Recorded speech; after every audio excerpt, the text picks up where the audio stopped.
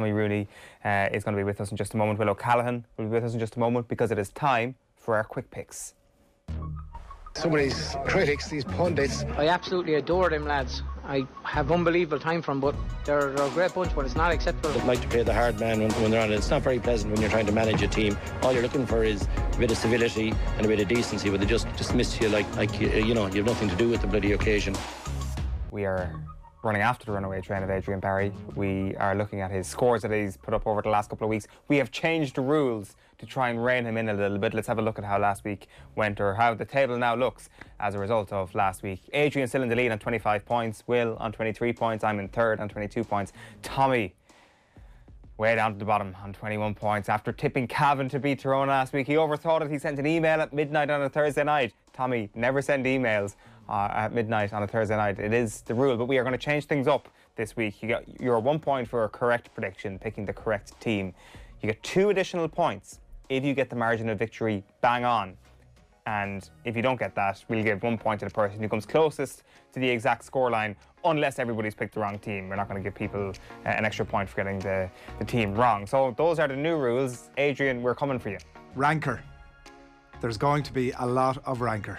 There certainly will. Speaking of, let's get into our first set of predictions this morning. We're looking at the provincial semi-finals here in Ulster, and it is Tyrone against Donegal, probably the standout fixture this Sunday, and then tomorrow it is Armagh versus Monaghan. So Tyrone against Donegal, we are all going for Donegal wins. Will, you've gone for Donegal win by a point. I'm going for the exact same thing. Adrian and Tommy both going for a 2-point win. Tommy, I might throw this one out to you first of all. Any concern that you're going to get this one badly wrong? An email at midnight that I was changing my pick to Tyrone. Close.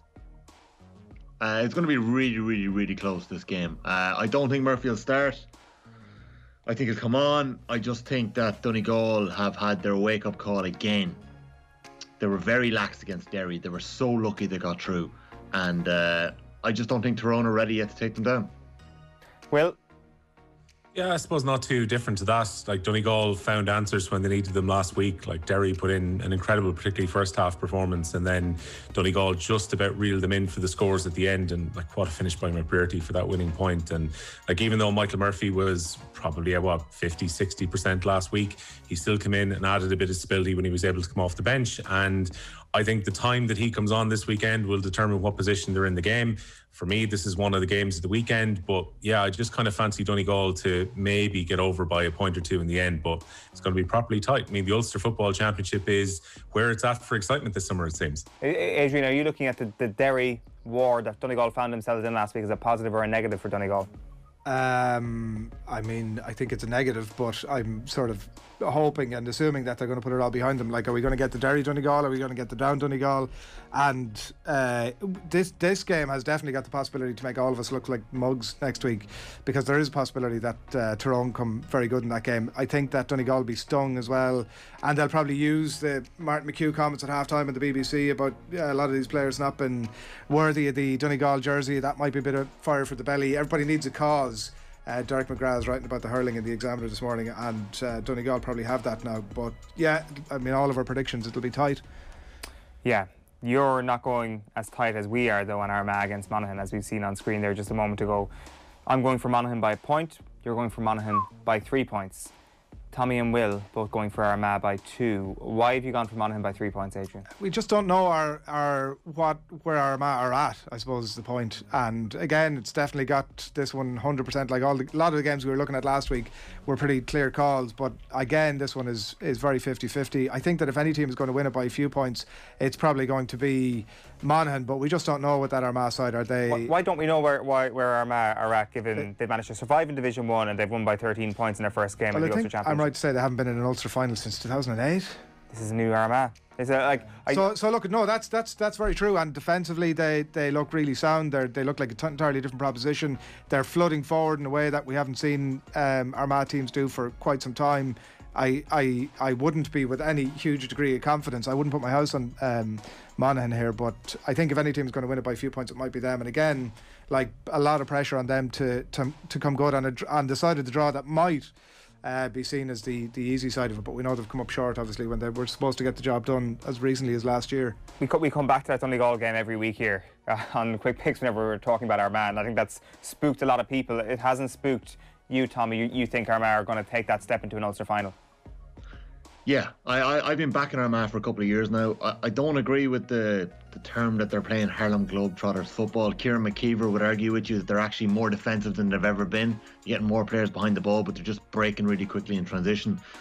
I love their forwards. I think they're brilliant. I'd argue with Adrian that the form line would say that Armagh bet Monaghan by 4 points 6 weeks ago, a little more maybe, in the league. And the league was very important this year. Those teams took those games very seriously. What I would say is that Monaghan, they're a horribly sticky team. Like, they've got McManus and McCarron who can do anything on any given day. It's hard to back against Monaghan, but I just think that the arc of the two teams are going different directions. I think Armagh on the way up, Monaghan on the way down, and we're going to see it this weekend. Armagh by 3 for me. Will, why are you saying that this is going to happen for Armagh? I'm on the Monaghan camp, by the way.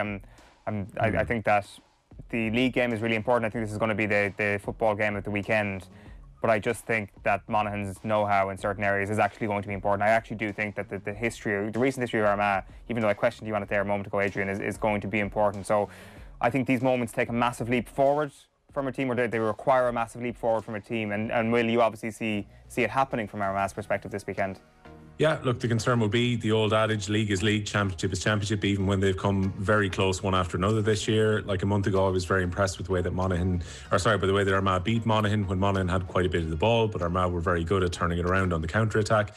I'm hoping that lightning will strike twice. I think that Armagh are a very difficult team to break down. I think their first round win in Ulster will have been a huge confidence builder a couple of weeks ago. They've had time to get ready for this game against Monaghan too.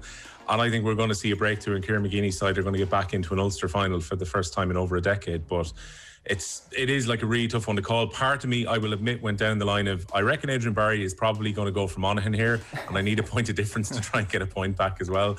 So I just edged towards Armagh on that one. I do think that Armagh are going to be able to just stop and eke out a close one against Monaghan this weekend. Let's move to Leinster. 2 games that are happening in Leinster this weekend. I mean, we're looking at Meath Dublin here, first of all. Adrian's going for Dublin by 6. I'm going for Dublin by 12. Tommy's going for Dublin by 5. Will is going for Dublin by 11. So there are 2 schools of thought here. One is that Dublin will be fine and that they will win by a big margin. There's a school of thought that the rivalry is back and that it will be a couple of kicks of a ball in it. So Tommy, you believe that Meath could win this weekend if you're suggesting that they're only going to lose by 5, I suspect. Publicly, professionally, I've learned my lesson. I think that Meath will put on a good performance. I think that they will get a goal or 2 early on. I think they'll make a game of it. And I think it'll be a match for sure for 50, 60 minutes. Who knows what'll happen after that? I reckon Dublin are going to pull away and they're going to have just too much. They are, remember, 6th time in a row at Ireland winners here. Like, they have beaten Meath 6 of the last times they've met in Leinster. Yeah, Dublin by 5 for me, but it's going to be a good performance from Meath. Will, you're not having that. You're in my camp that Dublin are going to rack up a big win. Yeah, look, I think any sense of complacency or a slow start that may have been there from Dublin will probably be out of them after the way they played against Wexford. I would imagine there was a lot of kind of introspection after the way that they played in Wexford Park a couple of weeks ago, and they'll be ready now that they get back to Croke Park to open up again. Notwithstanding, there'd be a few concerns about Dublin's injuries defensively, where Meath could potentially get a score against them, but I think no matter what Meath bring on Sunday afternoon, the Dubs are going to have at least 10 points to spare against them. I think this time last year, we talked about a Leinster final and potentially Meath scoring goals, and Dublin went out and annihilated them. They've pretty much hammered everyone over the last couple of years, and I think that the Wexford performance was a one-off, and we get to see Dublin back to their best this weekend. Well, the Dubs have 26 players though, Will. That's the thing. I know, there's a and clue look, going on there. Look, the panel is more stretched than it was previously, but still, I still think that Dublin are a cut above everyone else in the country. And as much, Tommy, as I would love Meath to be running that game down with 2 or 3 minutes to go, I think a bit like you said, once we get to the hour mark, I think Dublin will be in control and they'll walk this out by 10 points or more. The big one, Kildare versus Westmeath. I'm going for Kildare by 5. Will's going for Kildare by 3. Tommy's going for Kildare by 4. Adrian, Barry, going for Westmeath by 3 points. Give us your logic, Adrian. Lads, you're disgracing yourselves by putting that big of a margin on it from the Kildare point of view. And Owen, you would have thought that your greatest shame of the summer so far, calling Laois to beat Westmeath the other week, you would have sort of realised by now that it's a fool's game to just back Kerry managers. Westmeath team. That is totally fair enough. I think look at Westmeath based on the fact that I think they're a slightly different Westmeath, not entirely revolutionised, but a slightly different Westmeath than we've seen before. They're racking up good scores, 3-20 against Laois. They scored well, obviously, against Cork in the final. They scored well against Mayo, even though they came out the wrong side of it during the league, and a couple of decent scores as well besides that. Kildare, look at, like, I don't know on what basis people consider Kildare. I've often made the point that obviously Westmeath and Dublin have had between them Leinster sewn up over the last 15 years. I think that'll continue after this weekend. They'll meet again in the Leinster final. I think that if Westmeath can keep Neil Flynn to 4 or 5 points, then I think that's the winner of it. I like, in terms of any league form, you can't read anything into Kildare getting promoted from the group that we're in, and I think you can take a lot from Westmeath performing as well as they did against like better opposition. So yeah, it's all pointing to Westmeath for me, lads. Right, okay, so there's logic to match the really emotional elements here. We must move on to the hurling here, because there's some crackers this weekend, to say the least. It is a huge weekend. So we're going to start with the provincial finals here. Tip versus Limerick. We are all picking Limerick in this one. Adrian going for 4, I'm going for 6, Tommy's going for 2, Will's going for 4, and then Dublin versus Kilkenny. We're all going for the favourites here as well, Kilkenny. Adrian and myself going for a 6-point margin, Will going for a 5-point margin, Tommy going for a 7-point margin. Will O'Callaghan, which of these two should we be most conscious of an upset in? I'm nearly more conscious of an upset between Dublin and Kilkenny, because Dublin made us all look like mugs a few weeks ago when it seemed that Galway were going to saunter through when they met in the Leinster Championship, and Dublin went out that day and they shut Galway down very impressively, particularly in the second half. But then I don't think Kilkenny will perform in the same way that Galway did. Like, I was so impressed by Kilkenny in extra time against Wexford a couple of weeks ago when they needed to get the job done, particularly when they were a man down after Murphy got the sin bin. And then even at that point in the game, Kilkenny were able to kick on. They look really fit and sharp this season. And slowly but surely, because we've been looking at, Brian Cody's teams and wondering, is he going to go for another year? He's just sprinkled in 2 or 3 young players each season over the last couple of years. It's been an evolution as opposed to a revolution from Kilkenny. But Dublin hurled really well against Kilkenny in the championship over the last couple of years. Kilkenny needed a late flurry to get past them last time out. So I think that game in theory will be a little bit closer maybe even than the game that's being played in Munster. But I think Kilkenny will have the firepower in the end to come out by a few points. Limerick have had Tipperary's number. So from that point of view, I'm expecting Limerick to do exactly the same thing again. I'm not sure if Tipperary are the worst matchup for Limerick this summer. I think they're more likely to have problems against a team who are more physical based. And, Tipperary were okay against Clare, but not exactly brilliant. So it's hard to back against the Kings of the last 3 or 4 years in Limerick to actually knock them through in that one. So I think Dublin are going to give Kilkenny a bit of a fright, but I expect Limerick to lift the new Mackey Cup at the weekend. We need to talk about the big hurling game of the weekend, in fairness, which is Clare-Wexford. No safety net anymore for these two teams. We'll get to that in just a moment, but just to run through some of the predicted margins of victory in the other two. Kerry against Westmeath there in the Joe McDonagh Cup final. You boys all tipping Westmeath. I see. I'm tipping Kerry by 2. Well, you talk about like the heart leading the head. I mean, it's crazy stuff. But I mean, last year's finalists, they've been there, done well. They didn't do that. They got beaten in the final last year. Been beaten. But they almost done that, and I think they will do that this weekend. And I think they will be bringing an All Ireland title back home to Kerry earlier than advertised. Laois against Waterford. They lost to Carlow in the league, by the way, Kerry, just to. Big margins of victory there. No Kerry hurling slander here on this show this morning. Just coincidentally, myself, Tommy, Adrian, we're all going for Waterford by 12. Will, you think this is going to be a bit tighter? Is this some sort of Midlands bias? A 7-point win for Waterford is what you're saying. But we just want to talk about Clare against Wexford here. The room is split a little bit. I'm going for a Clare win by 4 points. Tommy, you're going for 3. Adrian, you're going for 1. But Will is going for 2. Tommy, you've, I guess, embedded yourself so much into Clare society at this point, you know that this is going to be a win rather than just guessing, right? 100%. Yeah, and I think everybody in Clare thinks that as well, that there's no doubt at all that David Fitzgerald and Wexford could spring a surprise even this weekend. I know they're heavy underdogs.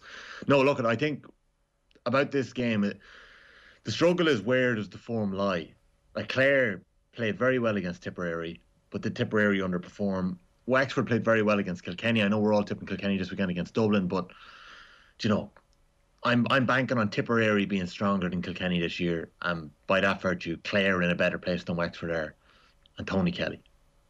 Yeah, I think that's a pretty significant factor, Adrian. yeah, that's exactly right. And the league meeting, Clare were stiffed a bit by Wexford or whatever much you can read into that, but they were 8 or 9 points up or something to that degree late on in the game. And a little bit more concentration. Championship, Tony Kelly. I think that also, like, the how close they ran Kilkenny last weekend. Was it last weekend? Whenever it was, for Wexford, might be as good as it gets for them. And like the way they fell apart so badly in the end might actually be quite damaging to them. And sorry, finally then, Adrian, give us the reasons why you think a team who finished up with a scoring difference of minus 106 in the National Hurling League are going to be All-Ireland champions tomorrow in Croke Park. Westmeath. Yes. With their Division 1 team on, and yes, there was like the two Westmeath teams ran in parallel across hurling and football in that results weren't going to go their way, but they always knew that was going to be the case anyway. There was never, I don't think, any idea that they were ever going to get anything from any of those games, but I think that it's on that basis that you leave the league going, well, we knew that was going to happen. We've had 4 or 5 good tests against like far superior opposition, and Kerry are coming in having been beaten by Carlow. So it's a bit of a no-brainer for me. I should say, by the way, I failed to mention it on the football, the Kildare-Westmeath football side of it. Kildare have beaten nobody of any worth in Leinster since they beat Tommy Shower in 2017. So, like, I'll be honest. Anybody, huh? I'll be honest. I only went for Kildare for the reason that I knew you'd go for Westmeath, and I had to try and catch it. That's genuinely the only reason. Like, yeah, but I really struggle to back Kildare. I just like not worth backing. I know last week I told the people at Tyrone I've nothing against them, like I do with the people of Cork. But like Kildare, I just can't back Kildare. Like, there's just such a hard team. Westmeath love pain. They love going up against Dublin and getting smashed in the Leinster final. So I think that's the way it's going to happen. Well, all I can say is apologies to everyone at home. We have lied to you this morning. Tommy doesn't believe that Kildare are going to win, but he said it anyway. It's a disappointing. I'm trying to catch up on the table. Disappointing revelation. He's straddling both horses now, of course, on as well as the other thing. It's cynical. This has been. Thank you, Will and Tommy. This week's Quick Picks.